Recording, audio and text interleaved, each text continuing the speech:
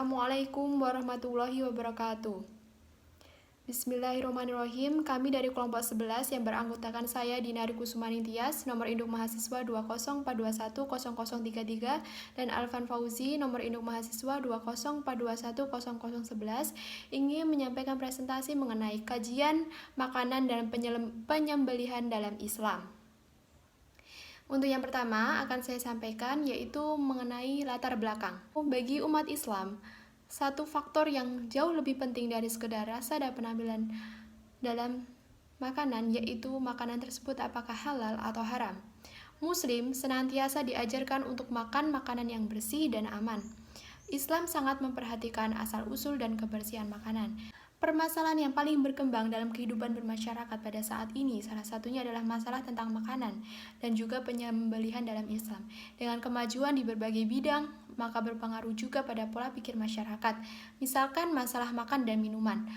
Banyak manusia atau orang yang makan dan minum mengikuti tren yang sedang ada di waktu itu. Seringkali kita juga lalai tentang halal atau haram yang kita makan. Tidak semua masyarakat mengetahui secara terperinci tentang aturan-aturan makanan dan penyembelihan. Contohnya, dalam kasus apa saja? Macam-macam makanan haram, baik dari binatang dan tumbuhan, minuman yang haram, penyembelihan dan tata caranya, udhiyah, dan juga tentang akikoh. Baik, yang selanjutnya yaitu mengenai pembahasan. Yang pertama yaitu macam-macam makanan yang haram, baik dari binatang dan tumbuhan. Yang pertama, makanan yang haram. Kita harus mengetahui hakikat dan jenis makanan yang diharamkan dalam Islam. Makanan haram adalah setiap makanan yang dilarang Allah SWT. Larangan bagi umat Islam untuk memakannya. Islam sebagai agama yang suci dan menghargai kesucian, mengharamkan makanan-makanan dan minuman yang buruk, kotor, dan yang membahayakan tubuh dan akal manusia. Allah SWT berfirman dalam Quran surat Al-A'raf ayat 157 yang artinya, dan yang menghalalkan segala yang baik bagi mereka dan mengharamkan segala yang buruk bagi mereka.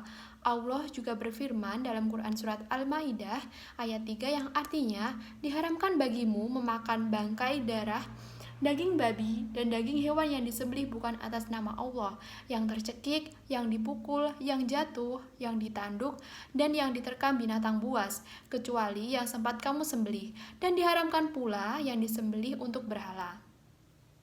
Ayat yang pertama di atas menjelaskan kepada kita bahwa Allah SWT hanya menghalalkan semua yang baik dan bermanfaat bagi manusia. Sebaliknya, Allah mengharamkan semua yang buruk dan berbahaya bagi kehidupan manusia.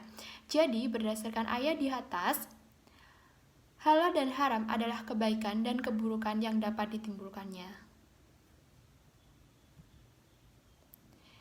Ayat yang kedua menjelaskan mengenai sebagian jenis makanan yang diharamkan untuk kita konsumsi secara umum. Makanan itu diharamkan karena akibat buruk yang dapat ditimbulkan terhadap tubuh kita. Selain itu karena adanya unsur kemusyrikan seperti sembelihan yang tidak disebut atas nama Allah dan yang ditujukan untuk berhala yang disembah. Kemudian, makanan haram yang berasal dari binatang. Dalam syariat Islam, perkara ini sudah dikatakan binatang atau hewan yang halal dimakan adalah binatang yang disembelih mengikuti hukum syara. Selain itu, terdapat kelompok-kelompok binatang yang tidak dibenarkan untuk dimakan menurut mazhab Imam Syafi'i seperti khinzir, anjing, binatang yang bertaring dan bergading, binatang yang beracun, binatang yang hidup dalam dua alam, bangkai binatang yang memakan najis, mata-mata, dan sebagainya. Dua faktor utama yang perlu dijadikan pedoman dalam menentukan status makanan yang halal yaitu pertama, dalam penyembelihan binatang wajib menyebut nama Allah. Kedua, jenis binatang yang disembelih harus halal menurut hukum syara. Ayat Al-Quran berikut ini jelas menunjukkan kepada kita jenis binatang yang diharamkan untuk dimakan.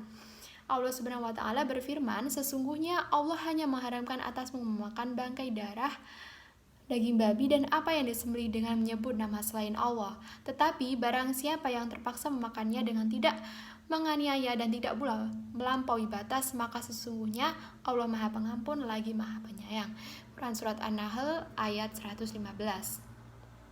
Kemudian, makanan yang diharamkan pada pokoknya itu ada 4. Di antaranya yaitu yang pertama bangkai, kemudian bangkai yang boleh dimakan berdasarkan hadis yaitu bangkai ikan dan juga belalang. Dan yang kedua, darah.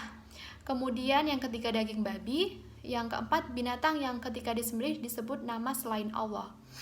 Kemudian di samping keempat kelompok makanan yang diharamkan tersebut, terdapat pula makanan yang diharamkan karena sifatnya yang buruk, seperti dijelaskan dalam Quran surat Al-A'raf ayat 157, dan menghalalkan bagi mereka segala yang baik, dan mengharamkan pula bagi mereka segala yang buruk.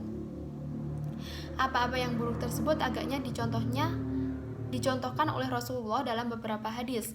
Di antaranya hadis dari Ibnu Abbas yang dirawikan oleh Imam Ahmad dan Muslim dan Ashabus Sunan, telah melarang Rasulullah SAW memakan tiap-tiap binatang buas yang bertaring dan tiap-tiap yang mempunyai kuku pencengkraman dari burung.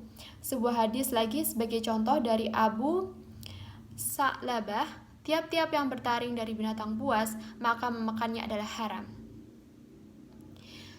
Hewan-hewan lain yang haram dimakan berdasarkan keterangan hadis-hadis adalah himar, bigal, burung gagak, burung elang, kalajengking, tikus, anjing, semut, lebah, burung hudhud, burung syark. Selain itu, ada lagi binatang yang tidak boleh dimakan, yaitu disebut jalalah. Jalalah adalah binatang yang memakan kotoran, baik unta, sapi, kambing, ayam, angsa, dan lain-lain, sehingga baunya berubah. Jika binatang itu dijauhkan dari kotoran atau tinja dalam waktu lama dan diberi makan yang suci, maka dagingnya menjadi baik sehingga julukan jalalah tersebut hilang. Kemudian dagingnya juga halal. Yang selanjutnya yaitu makanan haram yang berasal dari tumbuhan. Pada umumnya, semua tumbuhan adalah halal selagi ia tidak diracuni atau tidak diniatkan untuk digunakan dalam membuat makanan yang haram. Seperti menanam anggur untuk membuat bir atau minuman keras. Kebolehan untuk memakan tumbuh-tumbuhan dan buah-buahan jelas seperti terdapat dalam Al-Quran. Allah Subhanahu wa Ta'ala berfirman, dan dialah yang menjadikan kebun-kebun yang berjunjung atau menjalar tanamannya dan yang tidak berjunjung atau tidak menjalar tanamannya, pohon kurma, tanaman yang bermacam-macam buahnya, zaitun, dan delima yang serupa bentuk dan warnanya dan tidak sama rasanya. Makanlah dari buahnya yang bermacam-macam itu bila dia berbuah, dan tunaikanlah haknya di hari memetik hasilnya dengan disedekahkan kepada fakir miskin. Dan janganlah kamu berlebih-lebihan, sesungguhnya Allah tidak menyukai orang-orang yang berlebih-lebihan. Quran surat Al-An'am ayat 141. Kemudian yang selanjutnya yaitu minuman yang haram. Dari semua minuman yang tersedia, hanya satu kelompok saja yang diharamkan, yaitu khamar. Yang dimaksud dengan khamar yaitu minuman yang memabukkan sesuai dengan penjelasan Rasulullah SAW berdasarkan hadis yang diriwayatkan oleh Ahmad dan Abu Dawud dari Abdullah bin Umar. Setiap yang memabukkan adalah khamar, termasuk khamar, dan setiap khamar adalah diharamkan. Dari penjelasan Rasulullah tersebut, jelas bahwa batasan khamar didasarkan atas sifatnya, bukan jenis bahannya. Bahannya sendiri bisa apa saja. Mengenai sifat memabukkan sendiri telah dijelaskan lebih rinci lagi oleh Umar bin Khattab oleh Bukhari dan Muslim sebagai berikut. Kemudian daripada itu, wahai manusia, sesungguhnya telah diturunkan hukum yang mengharamkan khamar. Ia terbuat dari salah satu 5 unsur, yaitu anggur, kurma, madu, jagung, dan gandum. Khamar itu adalah sesuatu yang mengacaukan akal. Jadi sifat mengacaukan akal itulah yang jadi patokan. Sifat mengacaukan akal itu diantaranya dicontohkan dalam Al-Quran, yaitu membuat orang menjadi tidak mengerti apa yang dia ucapkan. Semua minuman yang diharamkan dalam Islam berbahaya bagi akal dan tubuh manusia. Khamar atau minuman keras dapat menghilangkan akal dan kesadaran setiap orang yang meminumnya, sehingga ia tidak mengetahui setiap perbuatan yang ia lakukan. Hal ini dapat mengarah pada perbuatan-perbuatan yang buruk, jahat, atau keji yang termasuk perbuatan syaitan.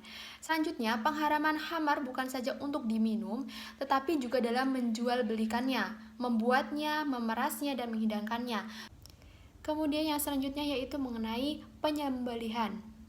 Penyembelihan adalah proses pemotongan dengan mengalirkan darah melalui pemotongan saluran makanan mari atau esofagus, saluran pernapasan atau tenggorokan, atau disebut juga hulkum atau trakea, dan 2 pembuluh darah, atau disebut juga dengan wadah janin atau vena jugularis dan arteri carotids. Hal utama yang perlu diperhatikan adalah mengenai syarat dan rukun penyembelihan. Yusuf Al-Qaradawi menyebutkan dalam kitabnya Halal Haram fil Islam mengenai syarat-syarat sembelih yang syar'i sebagai berikut. Yang pertama, hewan tersebut harus disembelih atau ditusuk dengan suatu alat yang tajam yang dapat mengalirkan darah dan mencabut nyawa hewan tersebut, baik alat itu berupa batu ataupun kayu. Yang kedua, penyembelihan atau penusukan itu harus dilakukan di leher hewan tersebut, yaitu bahwa kematian hewan tersebut justru sebagai akibat dari terputusnya urat nadi atau kerongkongannya. Yang ketiga, tidak disebut nama selain Allah Subhanahu wa taala. Yang keempat, menyebut nama Allah Subhanahu wa taala, yaitu membaca basmalah.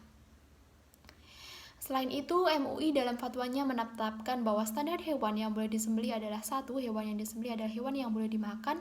Yang kedua, hewan harus dalam keadaan hidup ketika disembelih. Yang ketiga, kondisi hewan harus memenuhi standar kesehatan hewan yang ditetapkan oleh lembaga yang memiliki kewenangan. Standar penyembelih dalam fatwa MUI harus orang yang beragama Islam dan sudah akhil baligh, memahami tata cara penyembelihan secara syar'i dan memiliki keahlian dalam penyembelihan. MUI juga menyebut bahwa rukun penyembelihan adalah sebagai berikut. Yang A, yaitu orang yang menyembelih. B, hewan yang disembelih. Yang pertama yaitu orang yang disembelih. Yang kedua, hewan yang disembelih. Yang ketiga, alat yang dipakai menyembelih. Yang keempat, yaitu cara menyembelih. Standar proses penyembelihan juga telah dijelaskan oleh MUI dalam fatwanya sebagaimana di atas. Berikut standar prosesnya. Yang pertama, penyembelihan dilaksanakan dengan niat menyembelih dan menyebut nama Allah. Kemudian yang kedua, penyembelihan dilakukan dengan mengalirkan darah melalui pemotongan saluran makanan atau disebut juga mari atau esofagus, dan kemudian saluran pernapasan atau tenggorokan, hulkum atau trakea, dan dua pembuluh darah atau disebut dengan vena jugularis dan arteri karotid. Yang ketiga, penyembelihan dilakukan dengan satu kali dan dengan secara cepat. Kemudian yang keempat, memastikan adanya aliran darah dan gerakan hewan sebagai tanda hidupnya hewan. Kemudian yang selanjutnya, memastikan matinya hewan disebabkan oleh penyembelihan tersebut. Kemudian dianjurkan badan binatang menghadap ke kiblat. Kemudian yang terakhir, penyembelihan semaksimal mungkin dilaksanakan secara manual tanpa didahului dengan teknik stunning atau membuat hewan pingsan dan semacamnya. Baik, sekian presentasi dari saya. Kemudian yang selanjutnya akan dilanjutkan oleh teman saya. Terima kasih. Assalamualaikum warahmatullahi wabarakatuh. Nama saya Alvan Fauzi. Di sini saya akan melanjutkan penjelasan dari Mbak Dinari. D. Tata cara penyembelihan. Adapun urutan cara penyembelihan hewan sebagai berikut. 1. Hewan yang akan disembelih direbahkan. 2. Dilakukan dengan menghadap diri ke arah kiblat. Begitu pula hewan yang akan disembelih. 3. Potonglah urat nadi dan kerongkongannya yang ada di kiri kanan leher, sempat putus agar lekas mati. 4. Saat menyembelih membaca basmalah. 5. Hewan yang lehernya agak panjang maka menyembelihnya di pangkal leher sebelah atas agar lekas mati. 6. Setelah hewan itu benar-benar mati sempurna, barulah boleh dikuliti. Udhiyah. 1. Pengertian udhiyah. Udhiyah atau dahiyah adalah nama atau istilah yang diberikan kepada hewan sembelihan seperti unta, sapi, atau kambing pada hari Idul Adha dan pada hari-hari tasyrik dalam rangka ibadah dan bermatakarub kepada Allah Subhanahu wa taala, sebagaimana yang telah dirawikan oleh Bukhari dan Muslim dari Ali RA, Rasulullah memerintahkan kepadaku agar membagi-bagikan semua bagian unta yang disembelih sebagai udhiyah, termasuk kulit serta perlengkapannya, dan tidak memberikan sesuatu darinya sebagai upah kepada petugas yang menyembelihnya. 2. Dalil-dalil dari syariatkan udhiyah. Nabi Muhammad SAW datang sedang duduk di Madinah di masa jahiliyah, memiliki 2 hari raya yang mereka bersukaria padanya.